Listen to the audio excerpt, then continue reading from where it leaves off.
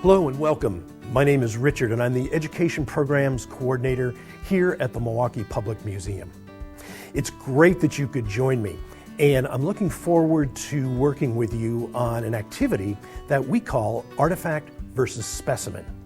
Here at the museum, we house about 4.3 million objects in our collection, and that's a lot of objects. And the type of objects ranges all over the map. One pretty easy way to think about all these objects is that each of them, more or less, fits into one of two categories, artifact or specimen, or what we sometimes call natural specimen. So let's see if we can figure out the difference between these two types of objects. It can really help you to better understand and appreciate the things you see on exhibit when visiting MPM, as well as this museum itself and museums in general. So to do this, we're going to take a close look at a few objects. This is a very simple object, a rock. So what do you think? Which category does the rock fit into? Is it an artifact or a specimen, or natural specimen? Often visitors or students will say it's an artifact as it's something old, something from the past. But let's take a look at another rock. What do you make of this one? Now here's a hint. One of these objects is an artifact and one of them is a specimen. Most people guess right away that the triangular shaped rock is the artifact, and they're right. This is an artifact, and the other, the rock, is just a specimen. So what's the main difference between the two? This one is what's known in archaeology as a projectile point, a carved stone point made to be affixed to an arrow or a spear. The rock is, well, just a rock. So the main difference between the two objects is that the rock is something from nature. No one made it, while the projectile point was actually made by someone. Someone took a rock like this and chipped away at another rock until it looked something like this.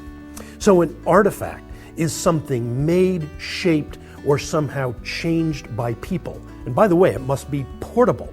Structures like pyramids, for example, are made by people, but they're not portable, so they're in a separate category called features. Most everything else, like the rock, for example, comes from nature, and it's a specimen or natural specimen. So as we continue, keep in mind our definition of an artifact. It's a portable object made, shaped, or somehow changed by humans. With that in mind, let's look at another rock. So, what do you think? Is the rock an artifact or a specimen? My guess is that you quickly identified the rock as a specimen, something from nature, and not made by people. But when I turn it over, you can see a trilobite fossil on the other side. The rock has suddenly become a little more interesting. So what is it now, artifact or specimen? Well, it's still a specimen, right? Though you can argue that the rock is now more interesting, it doesn't change the fact that the trilobite fossil comes from nature and is not made or shaped by people. So the rock with the fossil remains a specimen. Our next object might look a little unusual.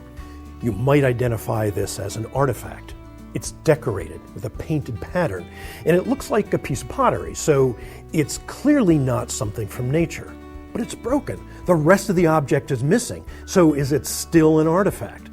Well, let's just give it the artifact test. Is it made by people? Yes. Is it portable? Yes. So it's an artifact. It's what archaeologists call a sherd, S-H-E-R-D, or potsherd, a fragment of pottery or glass. Let's take a closer look at one more object. It's a button from the Harley-Davidson factory. So what do you think? Artifact or specimen? If you guessed artifact, I'd hasten to point out that this object isn't old. In fact, it says 2006 on it. That seems pretty recent to me. So is it an artifact? Does it matter that it's not old? As with the potsherd, let's give the button our standard artifact test. Was it made by people? Yes. Is it portable? Yes. Does it matter that it's not old? Well, nowhere in our definition does it say that an object has to be old to be an artifact, does it? So, artifact?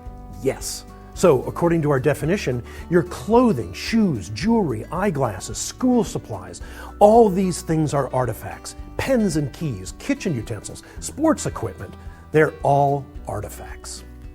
So the real question is, are these items of interest to archaeologists? scientists who study artifacts? Well, not usually. What generally interests archaeologists are artifacts left behind by a past or otherwise dispersed group of people, a community, a culture, or civilization that's not around any longer, whether or not they're ancient. This is because all artifacts tell stories, and the ones that tell the stories of people who can't speak for themselves or who left no written record of their lives and history are often the most important to archaeologists, and those are often people who lived in the distant past. Of course, specimens tell their own stories too, just like artifacts, but about the natural world instead, just as artifacts tell stories about the people who made and used them. So, I hope you enjoyed learning a little bit today about artifacts and specimens and how to tell the difference between the two. My hunch is that the next time you visit MPM, you'll look at the objects on exhibit in a whole different way. See you at the museum. Thanks.